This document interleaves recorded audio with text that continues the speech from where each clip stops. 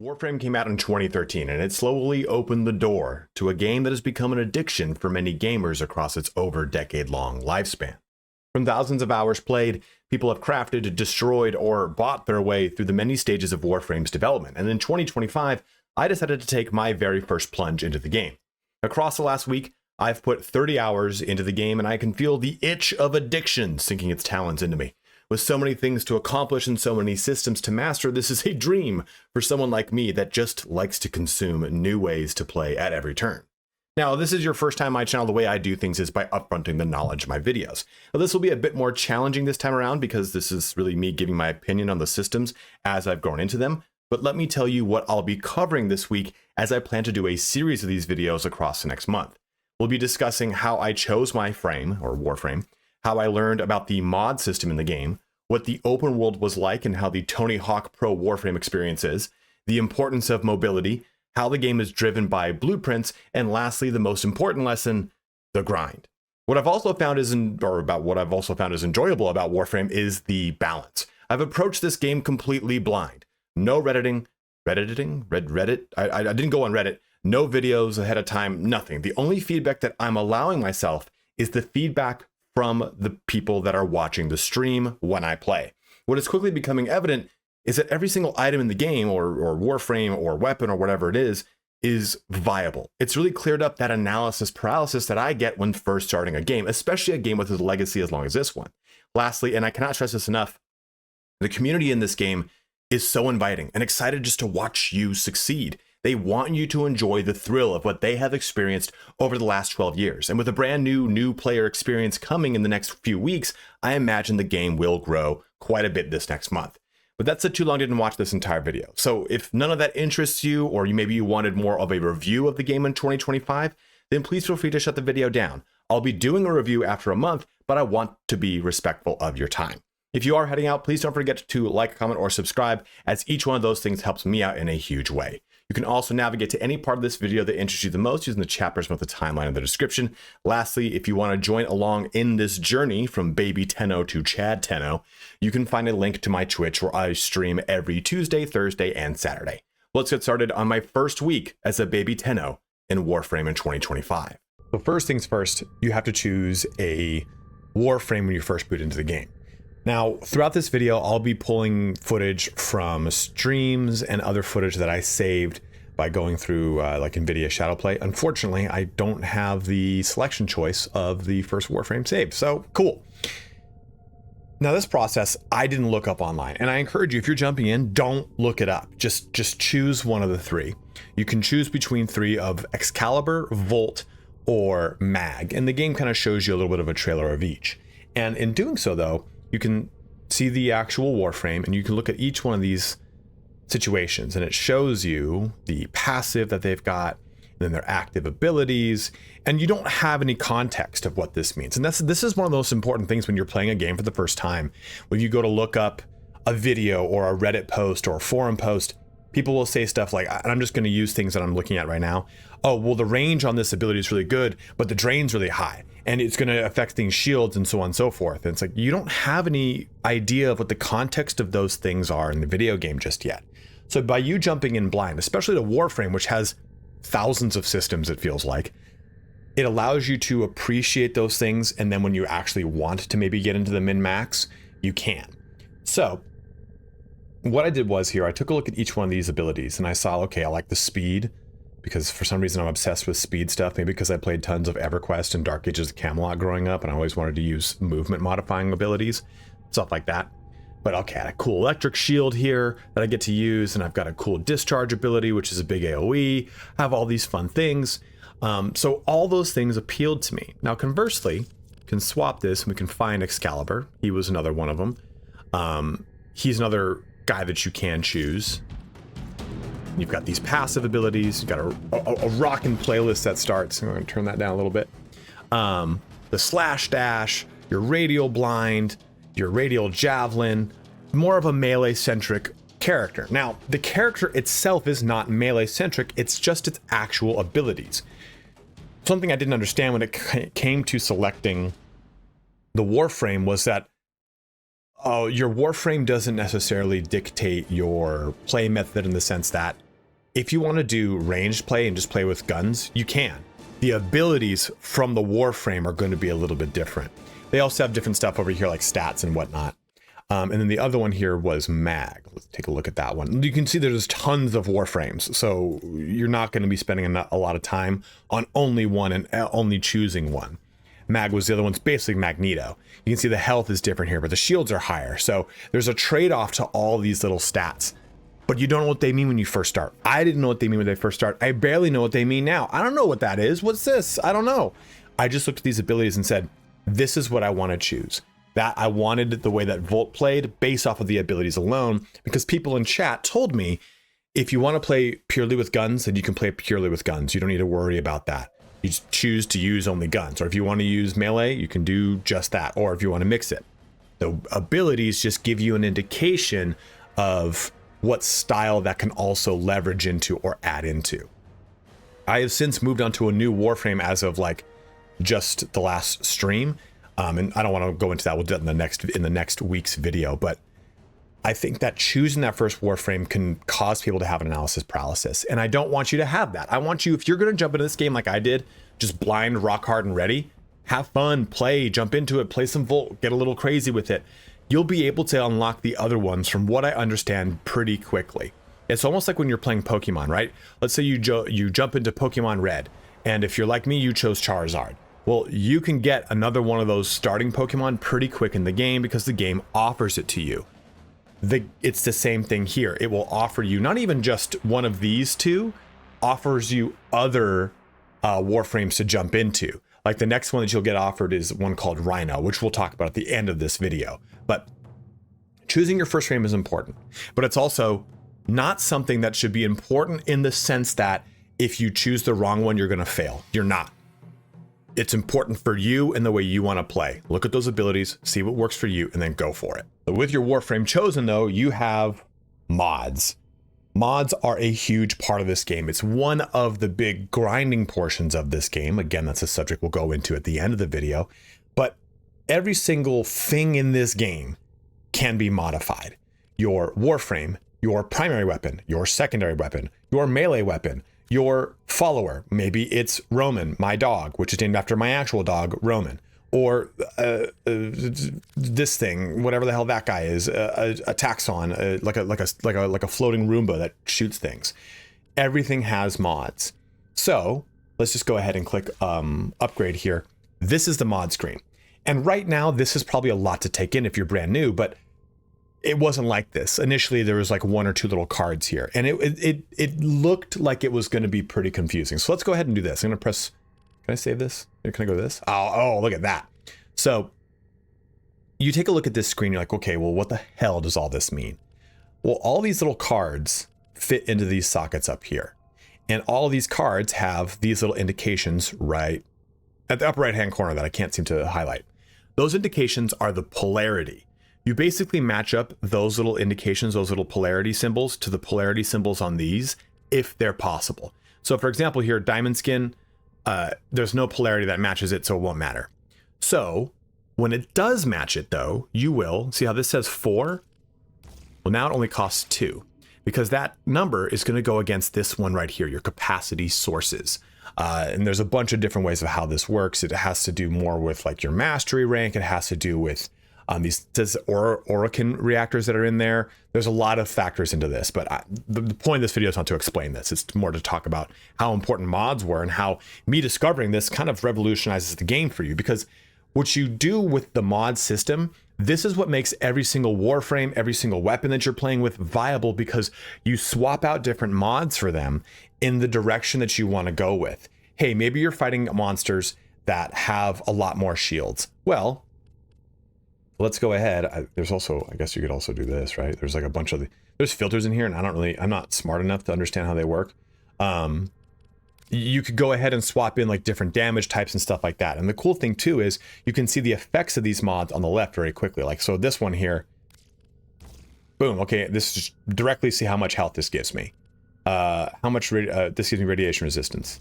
Okay, well that just adds it into these, like all this just kind of immediately is reflected in anything that I put up into this location. Okay, I meant to put it up there. Okay, where's my energy? Right there it says 163, now it's 143. I'll put this in. All right, it's 163. So this is a really cool way to modify everything. And this is just for the Warframe. If I swap over to my bow here, we talk about what I was talking about, where you can just swap in different weapon damages. So right now, I think I've got one on here, right? Yes, no, maybe so, I don't. So I put in, let's take this off, Stormbringer. Now we have electricity damage. And the cool thing is, this game, you can combo together elements. So this says infested clip. Let's just put that right there. Now this does corrosive, because it's toxin and electricity damage together. You can combine all the combination of different elements to get different status effects that will do either different damage efficacy. As you can see, 1.5 damage to Grenier, which is an enemy type. You have all these different ways to layer in different types of elements. And then you can even add more on top of this. So if I had the capacity to do so, I could put in another pair of elements, or even just another element of damage. It allows for so much granularity when it comes to modifying how your weapon's damage is dealt, that it allows you to flex that around when you're playing through the game. And that's fucking awesome, because you could play with the bow. Like, for example, that's what I started with, was the bow, and go, well, I just feel like I'm not doing enough damage to the creatures I want to do damage to. Well, that's probably a mod related thing. Or maybe I just need to get better at using the bow. It's one or the other. It's not necessarily a limitation of the bow itself, which I really enjoy. And yeah, maybe there is a limitation in there, and I'm just too new in the game to understand that. And if you know more in the comments, sure, by all means, correct me. But understanding the mod system allowed me to play with a lot more different damage types, with different damage styles, to shore up the weaknesses of something. Like, say, for example, here I'll swap to the bolter. And if you're a Warhammer 40,000 fan, you'll like the bolter because it's kind of like a bolter, but also not. It doesn't shoot mass reactive shells. See, this has like Stormbringer on it right now, like it had before. And we can play around with this, and I can use stuff like, where is it? Speed trigger. This increases the fire rate. Whereas otherwise, that fire rate is really low. I go ahead and pop it on there. And then furthermore, once I've gotten this mod, hold down, and I can improve these mods. So now that mod, I don't want to apply all that. Will now shoot my gun will shoot 60% faster, or if I'm on the bow, that's 2x for it. So you can see that doing this, it does cost you resources, which you find in the game. These aren't premium resources you buy. And it also increases the capacity that it's going to take when you put it into an item. So putting it into a weapon, for example, will now cost more against this capacity meter up here, right? So it's a very granular system. It's really fun. It seems very complex. It's not that complex, because the game trickles you into it. You're seeing what someone's mod board looks like after 15 hours of play. I can't imagine what some of your mod boards look like for those of you that are veterans with thousands of hours of play. It's probably a mess. And then you can even mod further. Oh, nope. Wrong button. I don't even know what the hell that button does. You can mod further by doing, like, I don't know, this thing where you can add or modify the polarity of a slot, like these little polarities I talked about that either halve or double the cost of something. Swap polarities. You can use this to increase the capacity. So you can mod on top of mods. There is so much modification, and it is a huge portion of this game. So with all this, you go through the main quest. That's the big story, or that's the big driving point of this game, is jumping through the main quest, because apparently, and I haven't gotten to them just yet, there are amazing, huge, awesome single player main quest points in the game. And they take hours to knock out. It's like the game will tell you, like, hey, this is going to take a handful of hours. Make sure you know that. You're just only going to be able to play solo, and you'll play through these big, cool, sweeping narratives. A lot of people, when I'm streaming, they've said, I can't wait till you get to this mission, whatever the name is. But even before I've even gotten into that, I've gotten into the open world. And by getting into the open world, I've been able to sample a lot of really fun, cool things. Like, I didn't realize that this game had an open world in the way that it has an open world. This map is massive. I can go anywhere on the map. I'm doing quests on this open world. And the introduction into the open world and the quest line for this specific location had this really cool song. So take a look at this.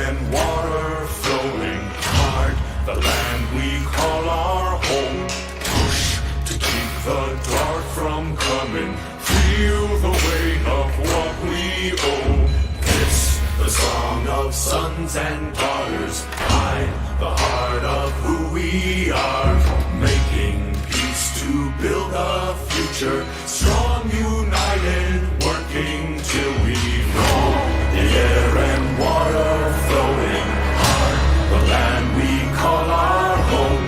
Push to keep the dark from coming, feel the weight of what we owe. This, the song of sons and daughters, hide the heart of who we are, making peace to build a future, strong, united, working till we fall. And we all lift, and we're all adrift together, together. Through the cold mist, till we're lifeless, together, together.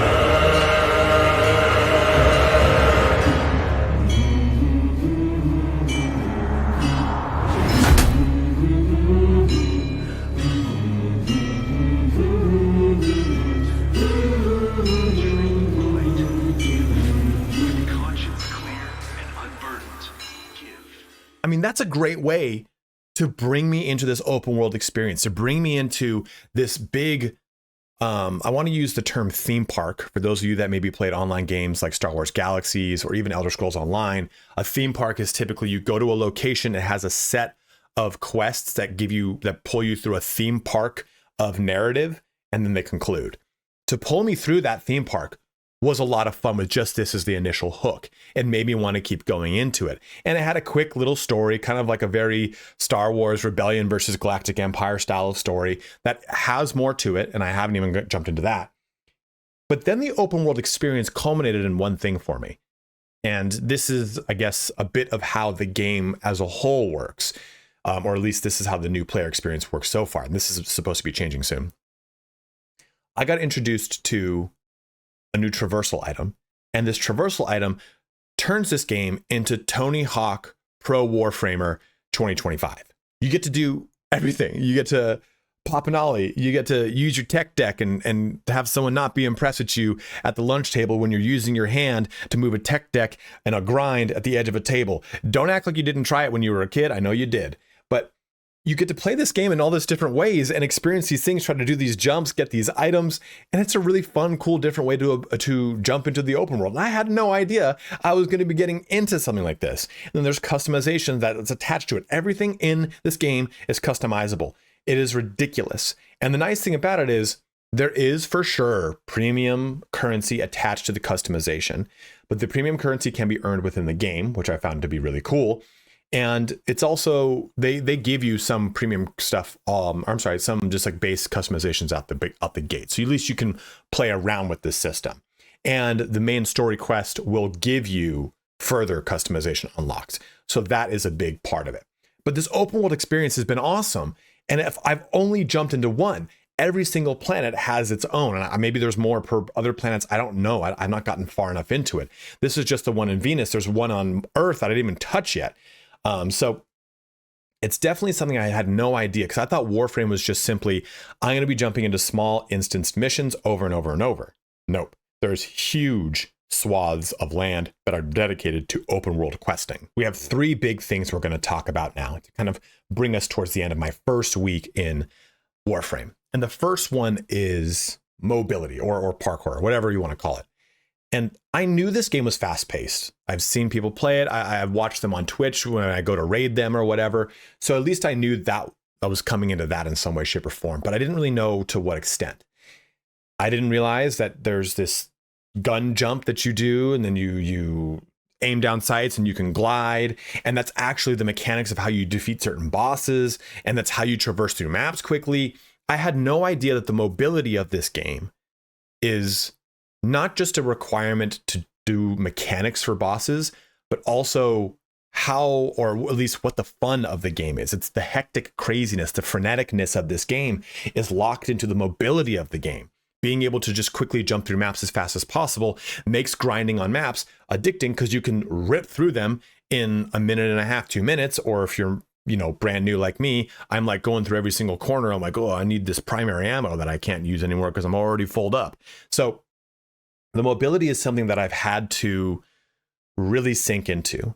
And I think that it comes down to the question of, do you want to play on mouse and keyboard or do you want to play on controller?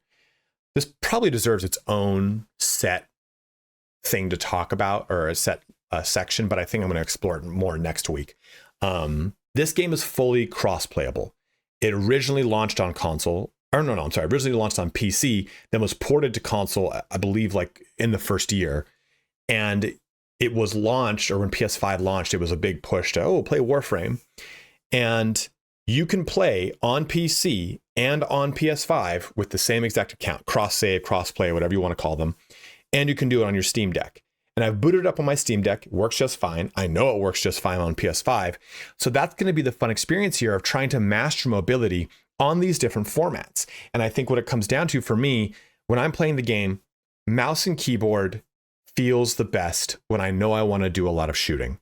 But when I actually want to really master the mobility of the game, trying to do a lot of melee, trying to do a lot of jumps, trying to do a lot of gun jumps, gun lunges, gun jumps, the controller just fits it. But whenever I go to try to aim with a controller, I'm not as precise as I am as a mouse and keyboard. So I'm trying to strike a balance there. But at the same time, being able to work on that mobility from the confines of my couch on a big screen or on the go on the Steam Deck, yeah, not a Steam platform, has been a really cool boon to trying to master this process. But mobility is definitely a big thing. And it's something that you're going to find is, I think outside of the mechanics of the game, it's the hardest and biggest learning curve because it's the thing you need to master the most, because otherwise you will get dumpstered. Even the times that I'm like, okay, I'm the best Warframer there ever was. And I know that's not the term. For those that are brand new to the series, if you are piloting a Warframe, you're not really piloting it. It's a Tenno. That's the term and everything. But I just call it Warframer because I'm a shithead. So when I'm like really just in that flow state and I'm cracking, then my thumbs just break or get fat or whatever, and I can't do anything, and I just jump off the wall a bunch of times. And it's a bad look. It happens on stream. People leave the stream when that happens, but I find that that's the biggest thing is you get those big flow states and then you just kind of trip up and you're like, it's like trying to type on a keyboard with your hands just slightly one letter off, and you send gibberish out for a second and go, oh no. So mastering that process has been one of the biggest hurdles for me. But at the same time, one of the best accomplishments or best feelings to get these really cool moments where I took no damage on that boss because I was crushing it. I was above where I needed to be. I needed to get out of all the mechanics needed to do. All the stuff was nailed. And then I'll go do that boss again and I'll just get wrecked because I couldn't pull off the same level of maneuvering I did before. And I think if you're jumping in, that's the thing that you're going to run up against, but it's also the thing that's going to be the most rewarding. The big part of this game, and something that I've really learned in the 1 week of me jumping in, is how important blueprints are. Everything distills down to blueprints. Getting blueprints for weapons, getting blueprints for Warframes, all this stuff. And it's part of the grind of the game, which is the next section I'm going to talk about. But as you can see here, like for example, this is a Warframe. And Garuda, I have to get these individual pieces to then make this Warframe. So let's take Rhino, for example. This is one that I've been working on this first full week. I already made the neuroptics. Then there's a chassis. Orbis has been interfacing with the Foundry's AI precepts. You could say we forged a new connection. Oh, God. Ortiz just hit me with a pun in the middle of my YouTube video. I'm just going to shut the whole damn thing down. Rhino systems. This is how you make a Warframe. But as you can see here, I'm building out a chassis. I'm building out systems. And as you build out each one of these blueprints, you then put it into this blueprint. So it's a huge portion of the game. And I had no idea that this was something that the game had kind of attached to it. But it's pretty nifty because it's like, okay, there's everything in the game as far as weapons go, as far as ranged and melee weapons, as far as these Warframes, as far as individual aspects of upgrading stuff like mod capacity and whatnot from the mod section we were talking about. All that happens here. And it all takes either real-time investment or you spend the game's platinum, like premium currency, to just jump to the head of the line. So for example here, this is going to take me 12 hours to do this, and then this is going to take me 24 hours once I've compiled all those components. So blueprints are a big thing that I've learned. And I know that it's just like literally scratching the surface of a much, much bigger, more complex system. Because these individual blueprints will have parts that will tell you, hey, this is how you farm these, this is where you go. Or Garuda, for example, will have these individual pieces that you'll farm from specific bosses, which gets me into my conversation of grinding. And grinding in this game is very real.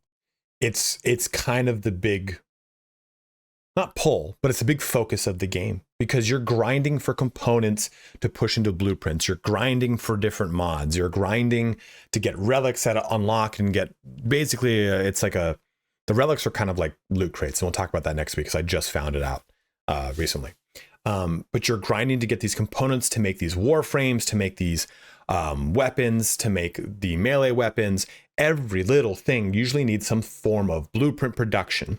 And the blueprints, like I said, take real life time to do that.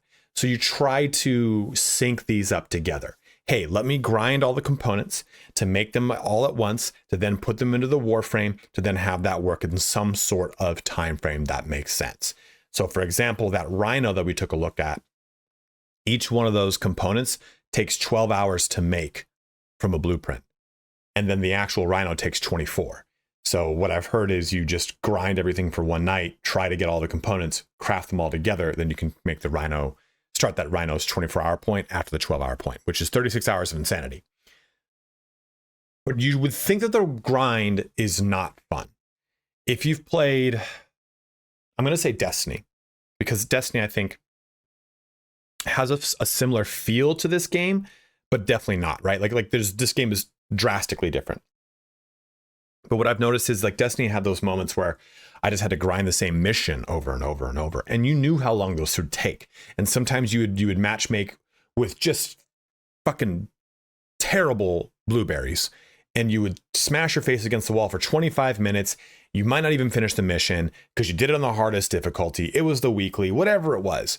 The nice thing about this is even the boss missions, from my experience so far in the game, the assassination missions are the boss missions. They're like 5 minutes absolutely at tops, maybe 3, 4. It just depends, I guess. Maybe they're a little bit longer than 5, but they're definitely under 10. So you could knock about, let's just say 6 out if there are 10 minutes each in an hour. So that gives you plenty of chances to get the items you need. And we did quite a few of them on stream. In fact, everything for Rhino was ground is a past tense of grinding, and then this term ground.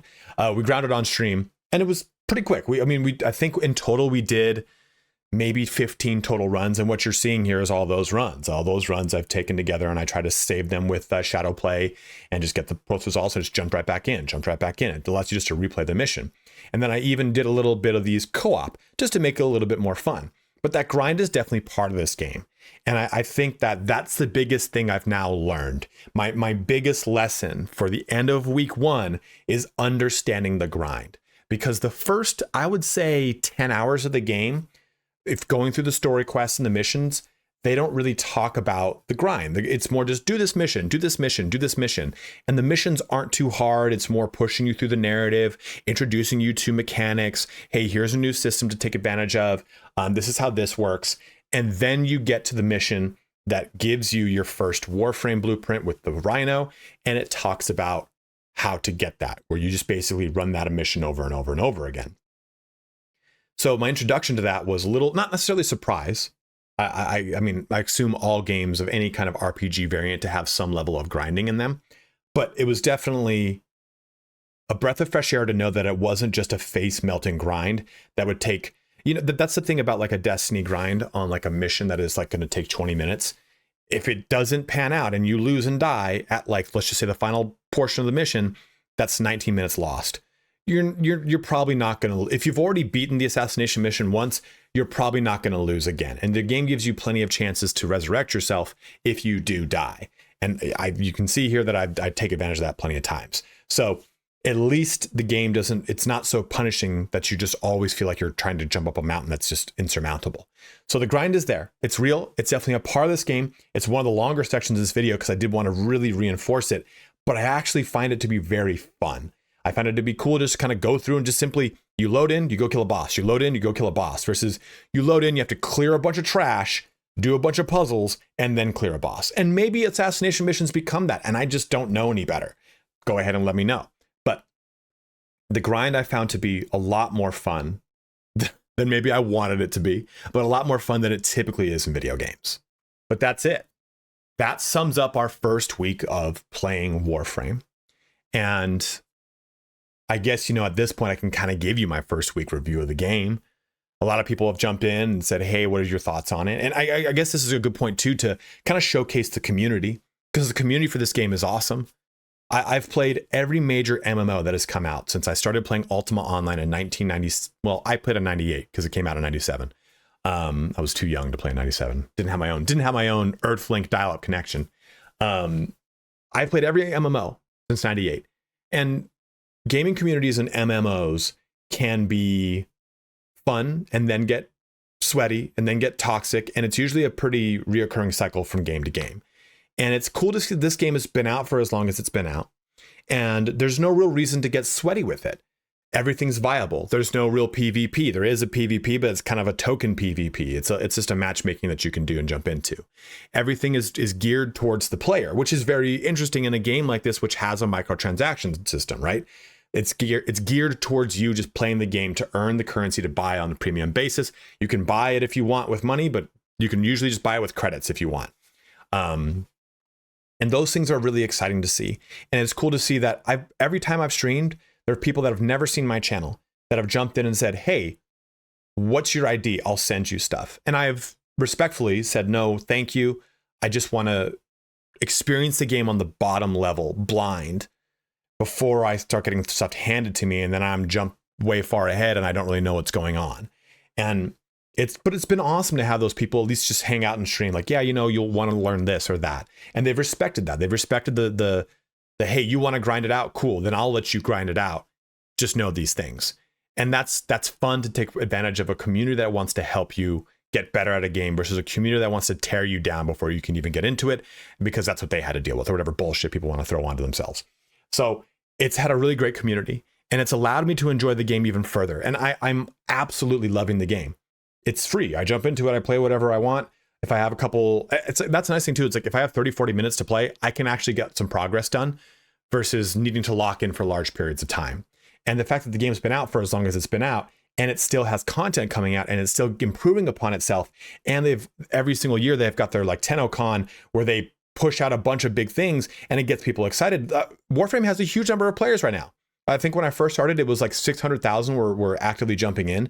To be fair, it's also because Soulframe didn't come out, but it had its first big like non like limited release thing that people could jump into. You download it, you can play it forever type of thing. So the Frame series between Soul and Warframe is super hyped up right now. It just happened to be purely coincidental that I got into it right when Soulframe did its big thing. So people are trying to jump into, hey, well, I like Soulframe. Let me see what the predecessor of this is like. So I'm really excited for week 2. I'm excited to jump into my new Warframe, which I've already acquired. And I'm excited to show you what that's like and my journey with it, and how I've progressed into different weapon sets and different mods and playing with different abilities, and now trying to play a little bit with co-op. I'm making this video a little more retroactively because I'm already a little bit into week 2. So hopefully when I do week 2, it'll actually kind of end and I'll have no idea what week 3 is going to be like. But if you want to follow along, go ahead and check me out on Twitch, where I'll be streaming this, and that's how I'll be doing the journey of this whole process. You can also, subscribe as always. But let me know what you think. Are you new? Are you wanting to get in? Did this video help you out? Are you a veteran? Do you think this was a good representation of someone coming into the game for the first time? Am I completely out of my fucking depth? Whatever it is, let it be known in the comment section below. As always, guys, thank you so much for watching here today. Have a good one and take care.